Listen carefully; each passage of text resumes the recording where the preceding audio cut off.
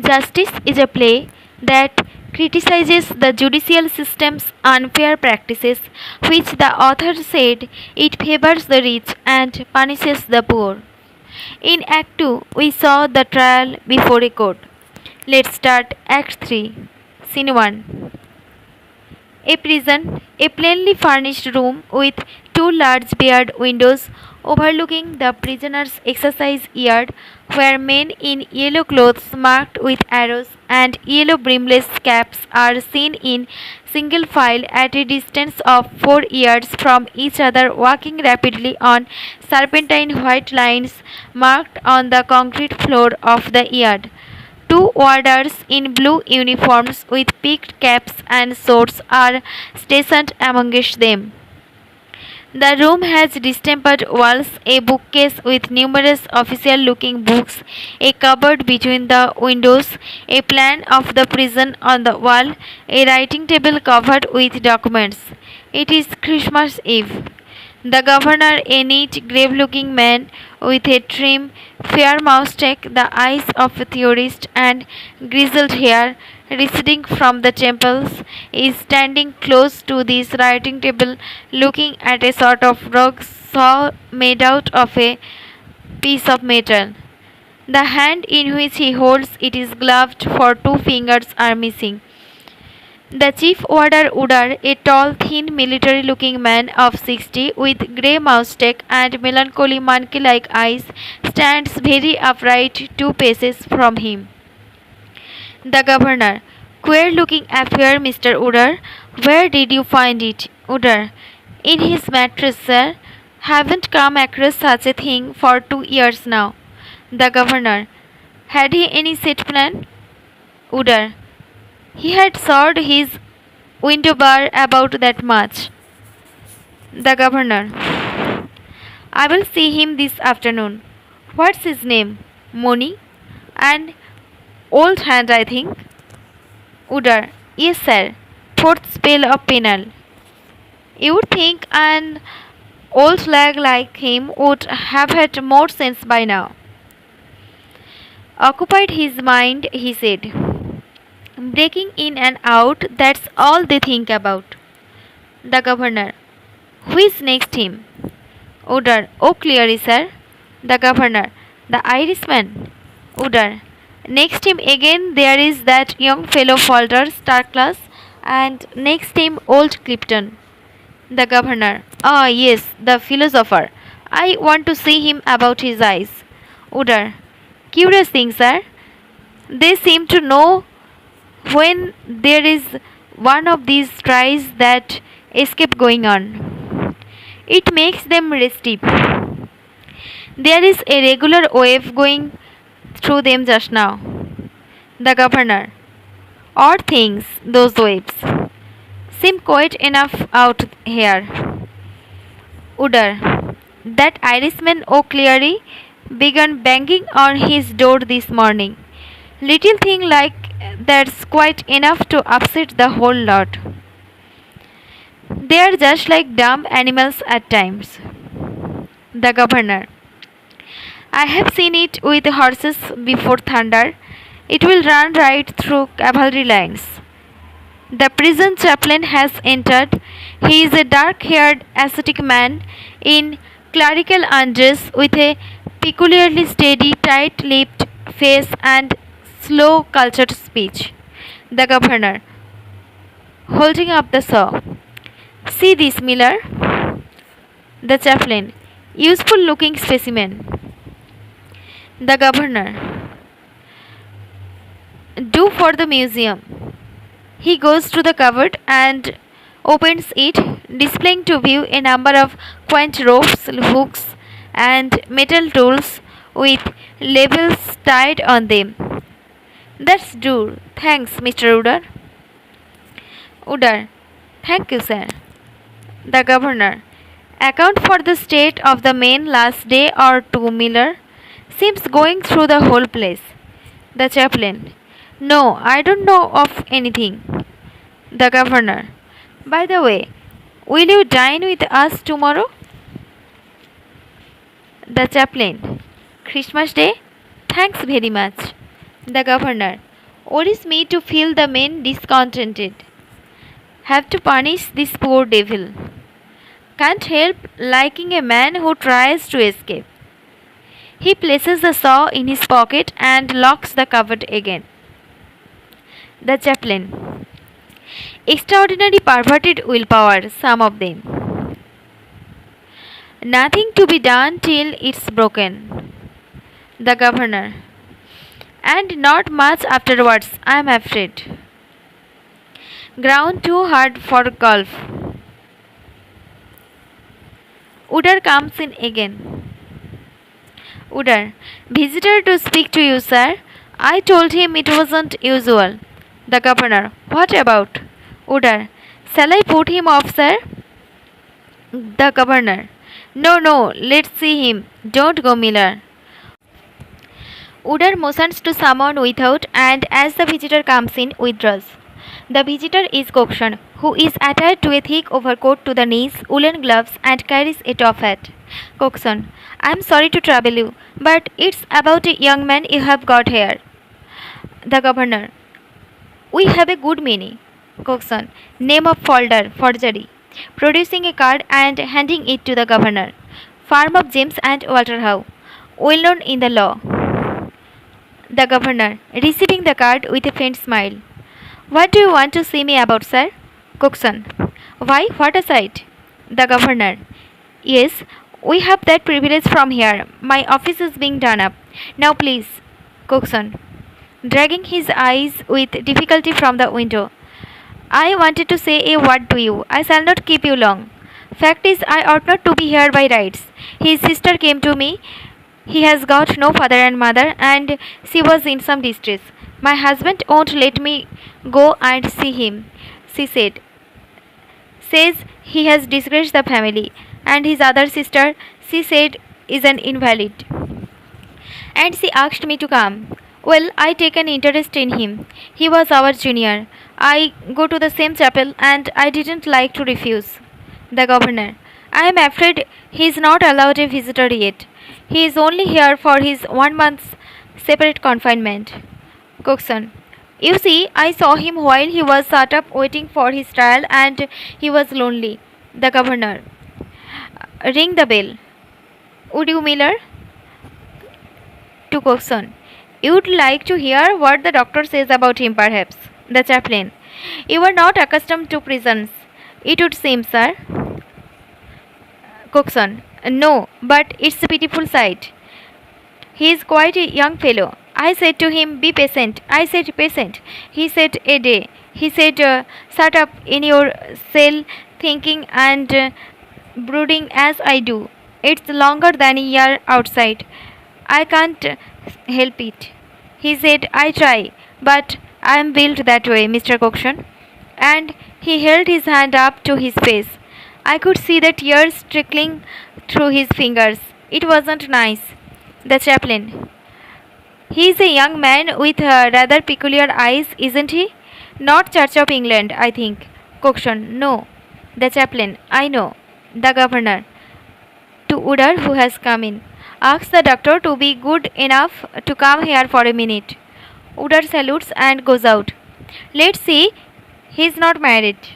Coxon. No. But there is a third party he has very much attached to.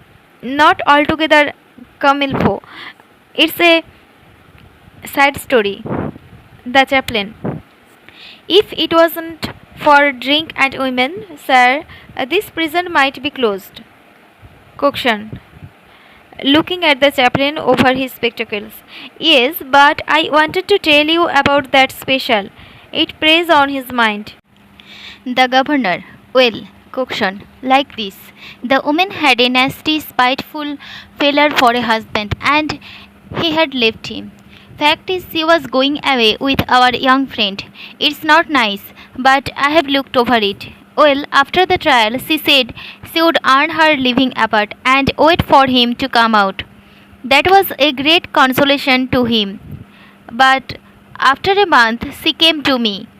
I don't know her personally, and she said, I can't earn the children's living, let alone my own.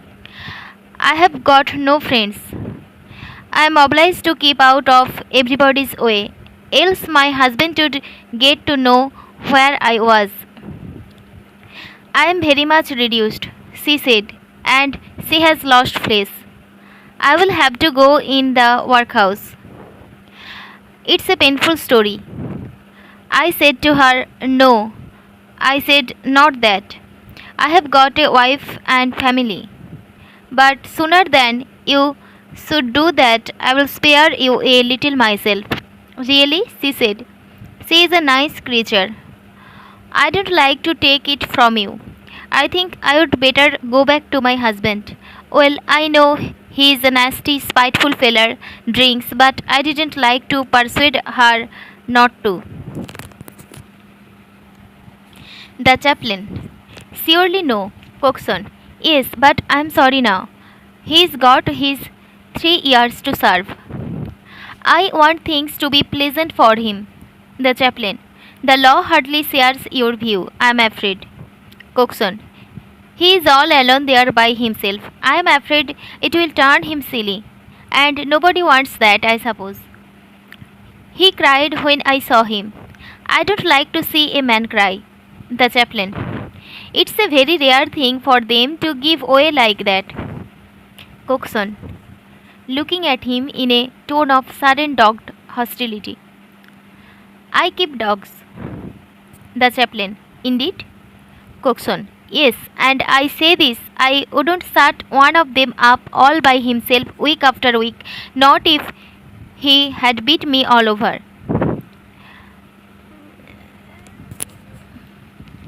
The chaplain. Unfortunately, the criminal is not a dog. He has a sense of right and wrong. Coxon. But that's not the way to make him feel it. The chaplain. There I am afraid we must differ. Coxon. It's the same with dogs.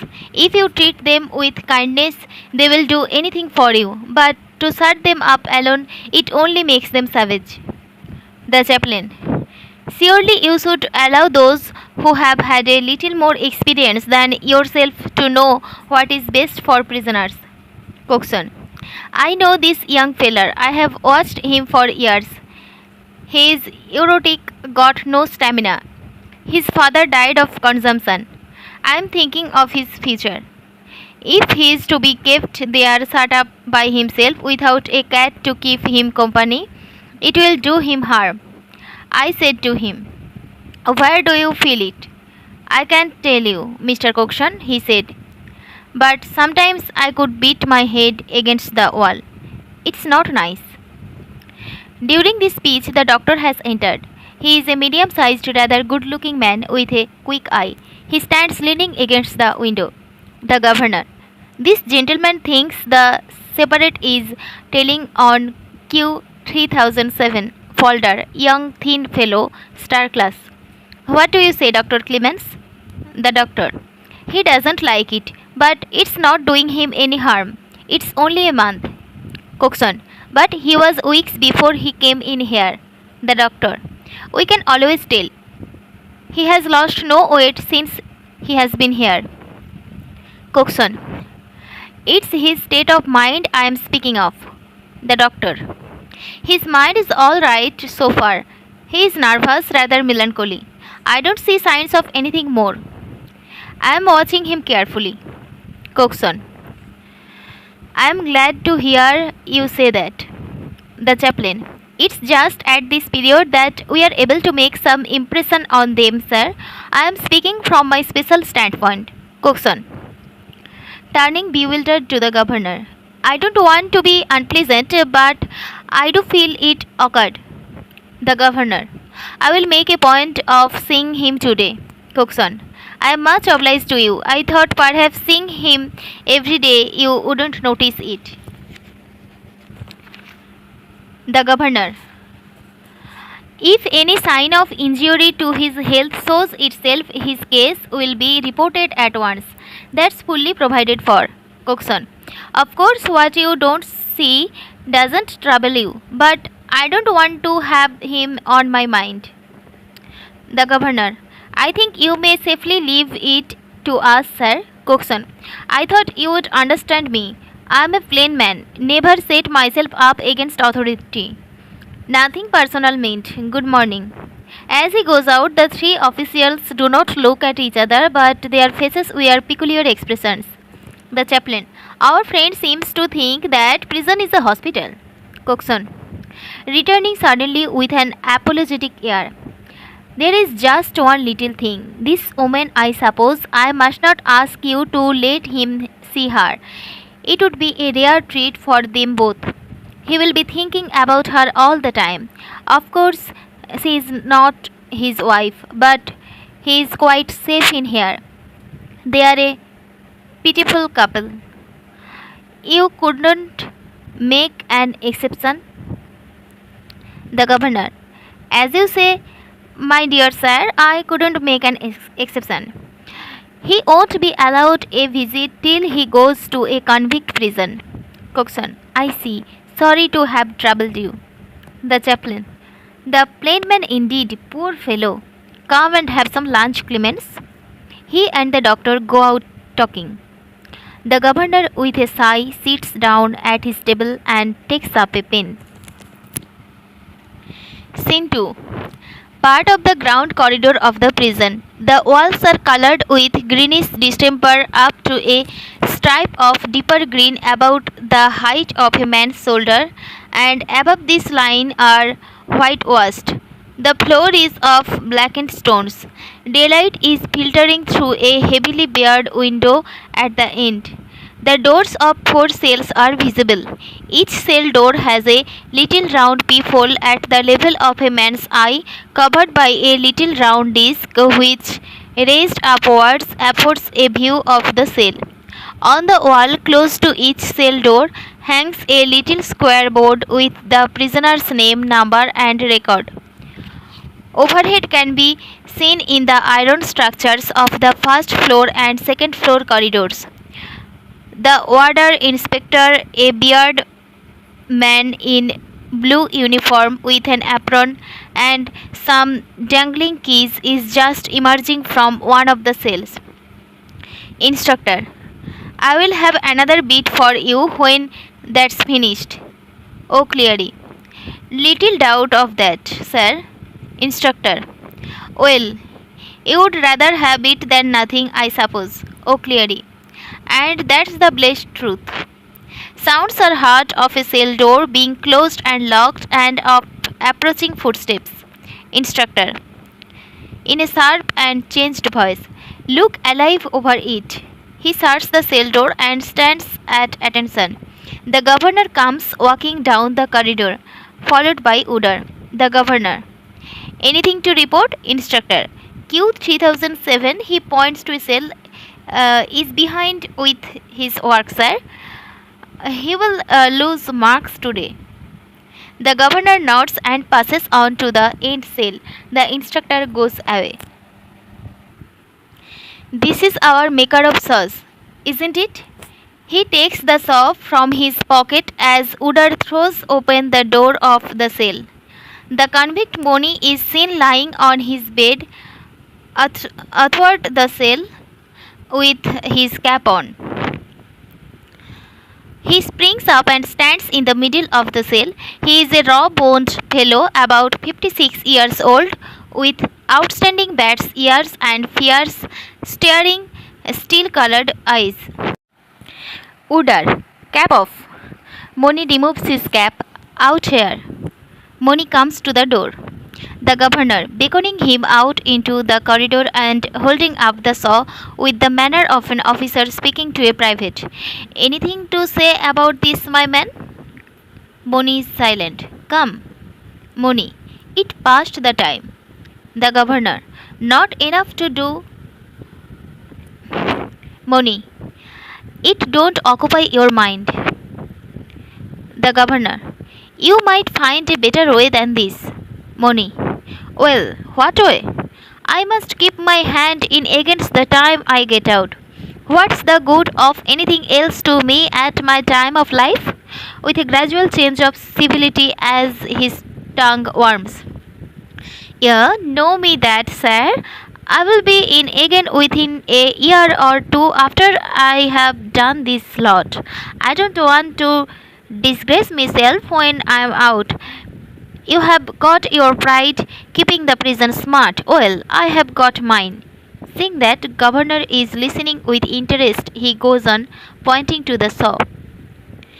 I must be doing a little of this. It's no harm to anyone.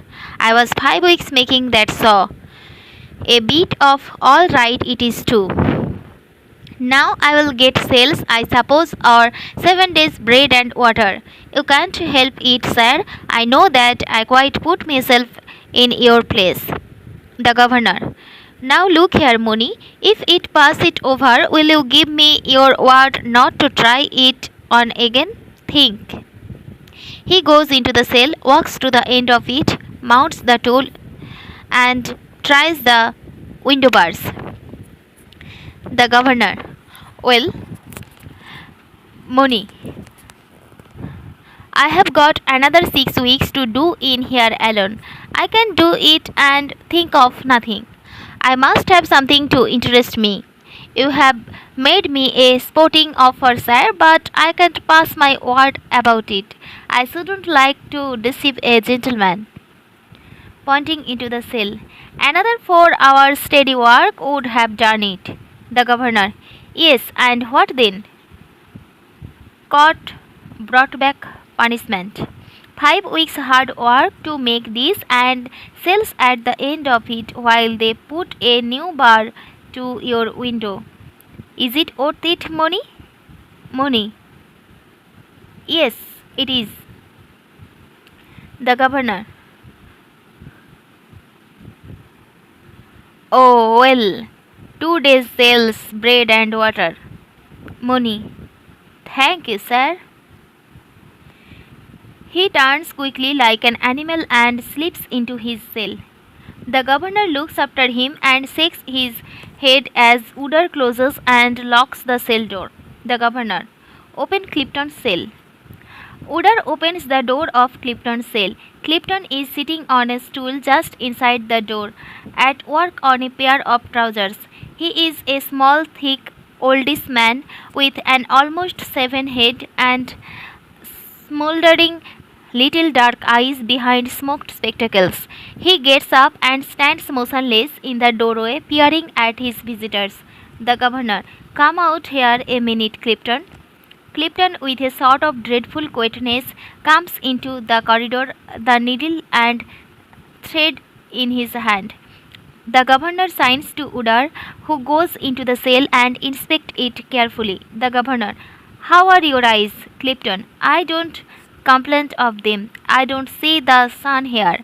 He makes a stealthy movement, protruding his neck a little. There is just one thing, Mr. Governor. As you are speaking to me, I wish you would ask the cove next door here to keep a bit quieter. The governor. What's the matter? I don't want any tales, Clifton. Clifton. He keeps me awake. I don't know who he is. One of these star class, I expect. Ought not to be here with us. The governor. Quite right, Clifton. He will be moved when there is a cell vacant. Clifton. He knocks about like a wild beast in the early morning. I am not used to it. Stops me getting my sleep out. In the evening too. It's not fair, Mr. Governor, as you are speaking to me. Sleep is the comfort I have got here. I am entitled to take it out full. Udar comes out of the cell and instantly, as though extinguished, Clifton moves with stealthy suddenness back into his cell. Udar. All right, sir. The governor nods. The door is closed and locked. The governor. Which is the man who banged on his door this morning? Udar. Going towards O'Cleary's cell. This one, sir. O'Cleary. He lifts the disc and glances through the peephole. The governor. Open. Udar throws open the door. O'Cleary, who is seated at a little table by the door as if listening, springs up and stands at attention just inside the doorway. He is a broad-faced, middle-aged man with a wide, thin, flexible mouth and little holes under his high cheekbones. The Governor. Where is the joke, O'Cleary? O'Cleary. The joke, Your Honor? I have not seen one for a long time. The Governor. Banging on your door? O'Cleary. Oh, that. The Governor. It's ominous. O'Cleary. And it's that I am becoming these 2 months past. The Governor. Anything to complain of? O'Cleary. No, sir.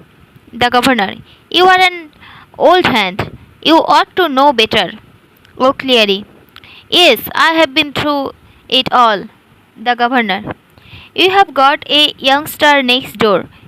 You will upset him. O'Cleary. I came over me, Your Honor. I can't always be the same steady man. The Governor. Work all right? O'Cleary. Oh, I can do it on my head. It's the miserablest stuff. I don't take the brains of a mouse. It's here I feel it. The want of a little noise, a terrible little would eyes me. The Governor. You know as well as I do that if you were out in the shops, you wouldn't be allowed to talk. O'Cleary. Not with my mouth. The Governor. Well then. O'Cleary.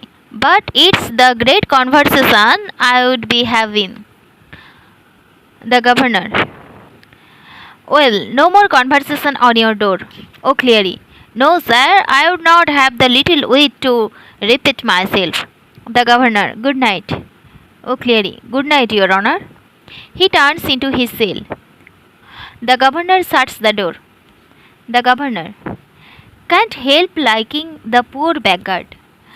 Udder. He is an amiable man, sir. The Governor. Asks the doctor to come here, Mr. Udder. Udder salutes and goes away down the corridor. The Governor goes to the door of Falder's cell.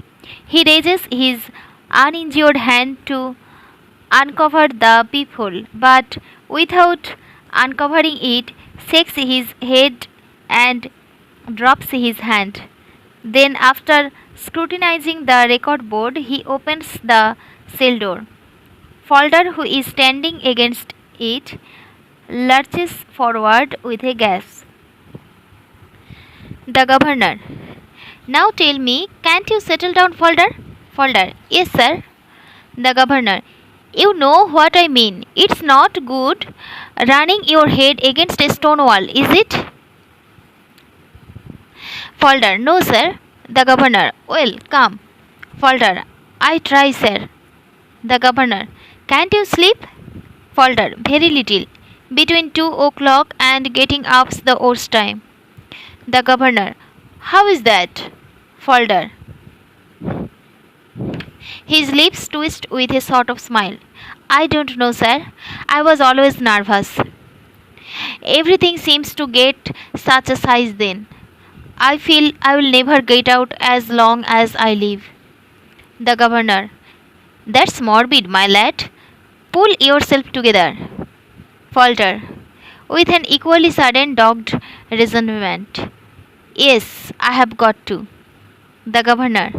Think of all these other fellows. Falter. They are used to it. The Governor. They all had to go through it once for the first time, just as we were doing now. Falter. Yes, sir. I shall get to be like them in time, I suppose. The Governor. Well, that rests with you. Now come, set your mind to it like a good fellow. You are still quite young. A man can make himself what he likes. Falter. Yes, sir. The Governor. Take a good hold of yourself. Do you read? Falter. I don't take the words in.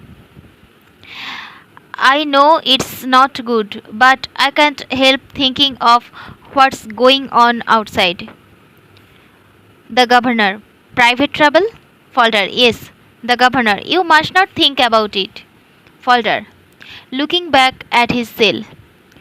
How can I help it, sir? He suddenly becomes motionless as Udar and the doctor approach.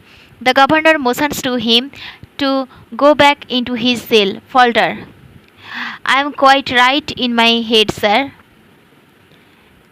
The governor. To the doctor. Just go in and see him. Clemens.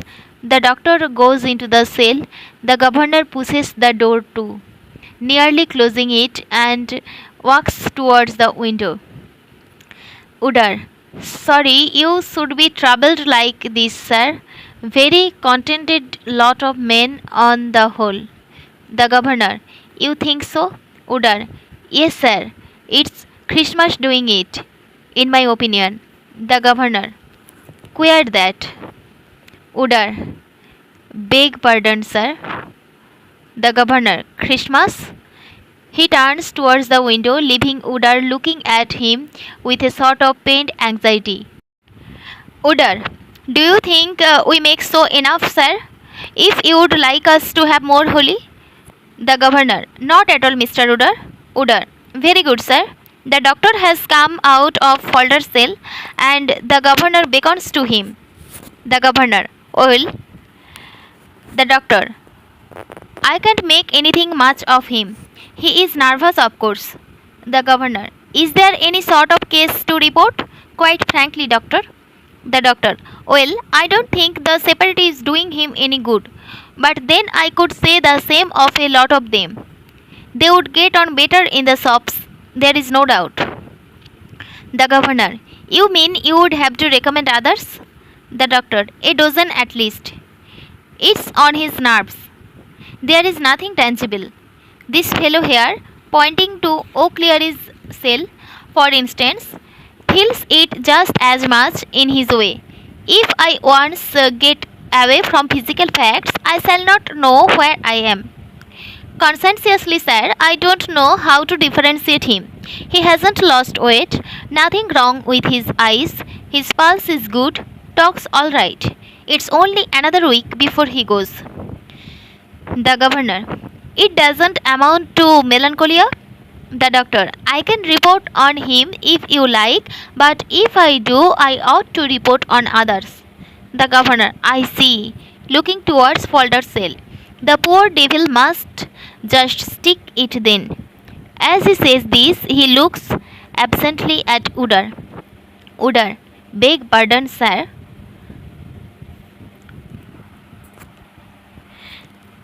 The governor. Mr. Udar? Udar. Banging on his door, sir. I thought we should have more of that. He hurries forward, passing the governor, who follows slowly. Udar, do you think we make so enough, sir? If you would like us to have more holy? The governor. Not at all, Mr. Udar. Udar. Very good, sir. The doctor has come out of Falder's cell and the governor beckons to him. The governor. Well, the doctor.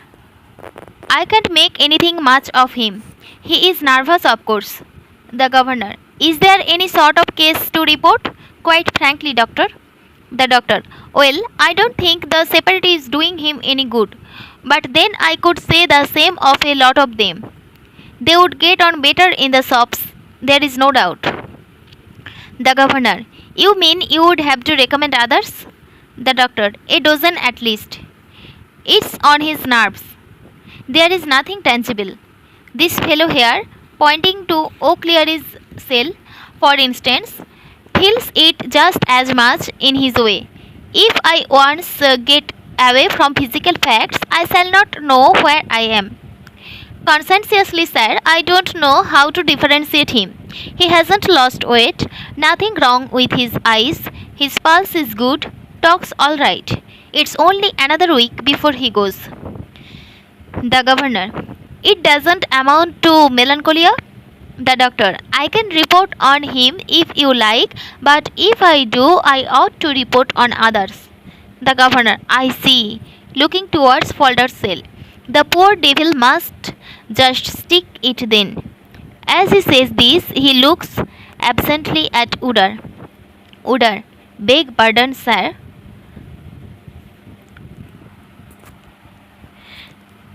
The governor, Mr. Udder, banging on his door, sir. I thought we should have more of that.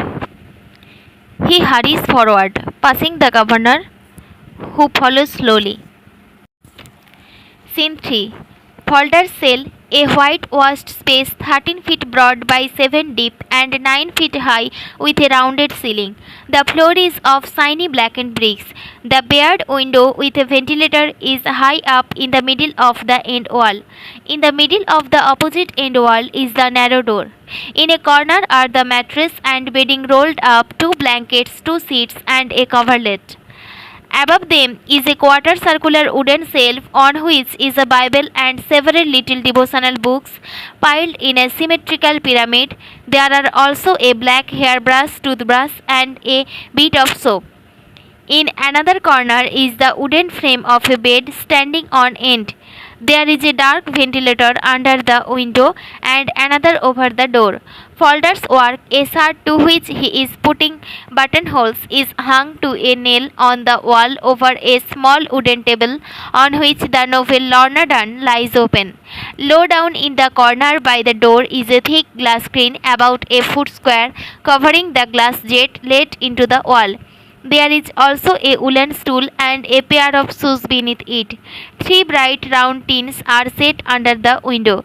In fast failing daylight, Falder, in his stockings, is seen standing motionless with his head inclined towards the door listening.